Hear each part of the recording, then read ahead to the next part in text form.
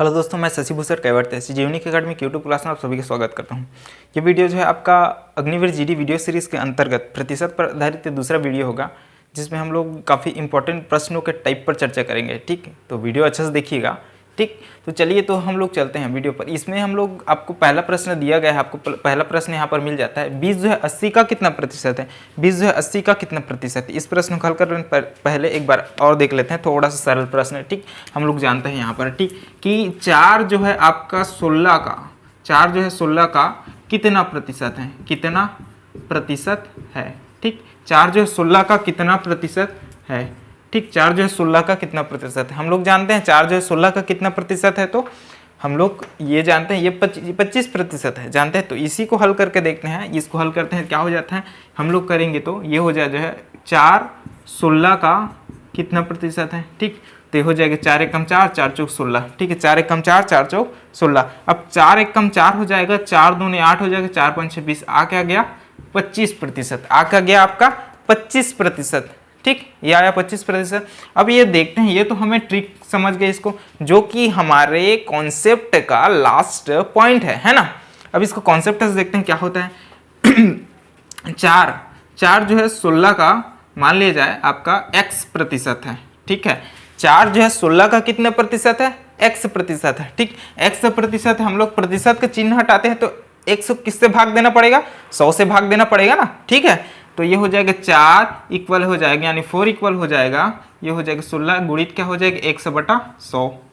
ठीक, 100/100 इस तरीके से हो जाएगा। अब हम लोग कटा सकते हैं, कैसे कटा सकते हैं। 16 को 4 चौक 16 और ये हो जाएगा 4 चौक 16 हो गया, और ये क्या हो जाएगा 4 दूनी 8, 4 पंच 20। ठीक, यहाँ से क्या हो जाएगा, कटेगा तो क्या हो जाएगा आपके पास, ये मिल जाएगा 4 और 4 नीचे आ जाएगा, गुणित क्या हो जाएगा आपके पास, ये 25 हो जाएगा, इक्वल क्या हो जाएगा 1 से 4 4 कैंसिल, यानी आया क्या 1 बराबर 25। ठीक, इसी तरीके से बनना है ना, लास्ट के पॉइंट है ये हमारा। तो चलिए तो देखते हैं हम लोग, है ना, आगे हल करते हैं। आगे आपको मिल जाएगी इसमें, चलिए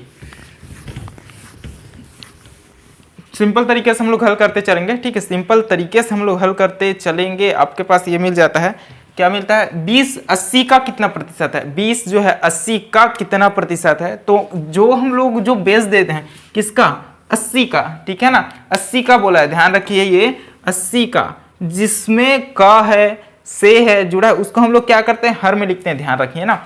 अब ये 80 का है तो 80 को किस में नीचे लिखेंगे, हर में लिखेंगे, नीचे में लिखेंगे, यानी ये हो गया आपका 80।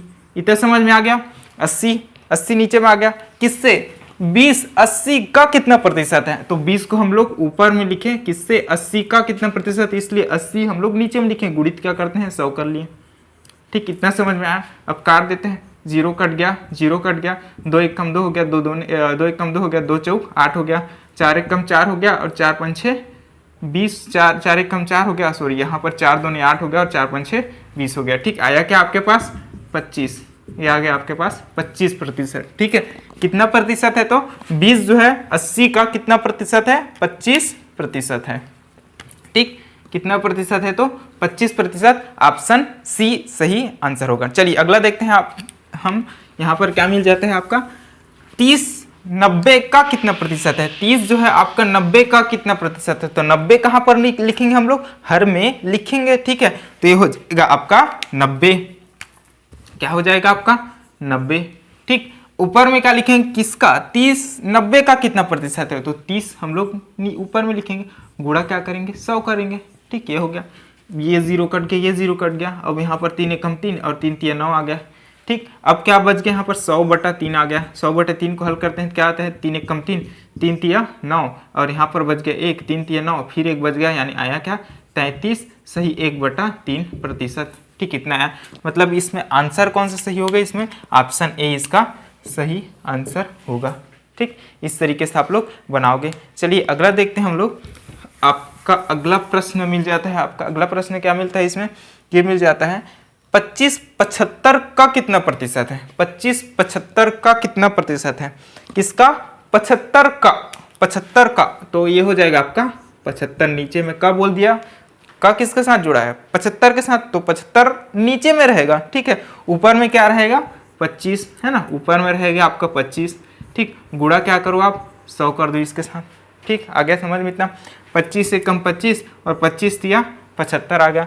फिर ये भी क्या आ जाएगा 100/3। 100/3 को हम लोग कितना लिखे हल करके, तो 33 सही 1/3 हल किए हम लोग ना, तो इसमें भी क्या आया 33 सही 1/3। तो आंसर इसका भी क्या होगा, ऑप्शन बी जो है 33 सही 1/3 सही आंसर होगा। ठीक, चलिए अगला देखते हैं। अगला 22 जो है, ठीक 22 जो है 88 का, ठीक है 88 का कितना प्रतिशत है,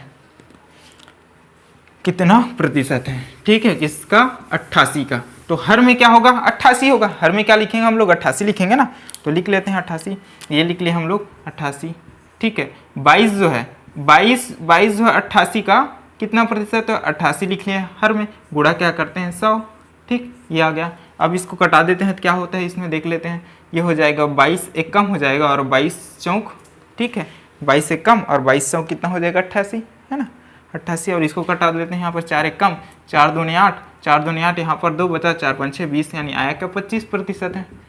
ठीक है कितना प्रतिशत है 25%। तो ऑप्शन यहाँ पर कौन सा है, यहाँ पर लिख लेते हैं इसका ऑप्शन कौन सा सही होगा। ऑप्शन इसमें 20 से तो नहीं है, 30 से नहीं है, यानी सी जो है 25% आंसर सही होगा। ठीक, चलिए पांचवा प्रश्न पर हम लोग चलते हैं। 125 1000 का कितना प्रतिशत है, 125 1000 का कितना प्रतिशत है, 125 1000 का कितना प्रतिशत है।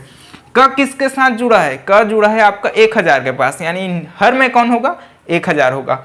ठीक, और अंश में क्या होगा तो 125 होगा। ठीक है, और 125 के साथ कितना गुणा होगा तो 100 गुणा होगा। ठीक, कर लेते हैं उसमें, ये हो जाएगा 125 गुणित 100 बटा क्या हो जाएगा, का किसके साथ जुड़ा है 1000 के पास, तो 1000 हो गया, गुणित ये 0 कैंसिल, 1 0 कैंसिल, 1 0 कैंसिल, 1 0 कैंसिल। ठीक, कैंसिल हो गया, अब बचा क्या ये 125/10। ठीक, इस तरीके से है। अब हम लोग इसमें क्या करेंगे देख लेते हैं, इसमें नीचे क्या आया है 10 आया है। अब इसको हम लोग जब ऐसे संख्या आता है हर में जो है 10 हो 100 हो, ठीक है 10,000 हो, तब इस तरीके के आते हैं तो हम लोग क्या करते हैं दायां तरफ से जितने हम लोग घर में शून्य हैं उतने हम लोग दायां तरफ से उतने संख्या गिनने के बाद हम लोग क्या कर लेते हैं दशमलव लगा देते हैं। यानी इसमें एक शून्य है तो देख लेते हैं यहाँ पर 5 एक संख्या हो गई, उसके बाद पॉइंट हो गया यानी 1 2। ठीक, ये आपका सही आंसर होगा, यानी 12.5% इसका सही आंसर होगा। ठीक है 12.5% आंसर में है, 12.5%, तो ये ऑप्शन सही होगा, डी ऑप्शन इसका सही आंसर होगा। ठीक, ये 5 प्रश्न। ठीक, इस तरीके के आपको जब को इस तरीके से आप लोगों को प्रश्न मिलेंगे तो इसको ऐसे ही हल करना है ना। तो वीडियो अच्छा लगा हो तो प्लीज़ शेयर कीजिएगा अपने दोस्तों में।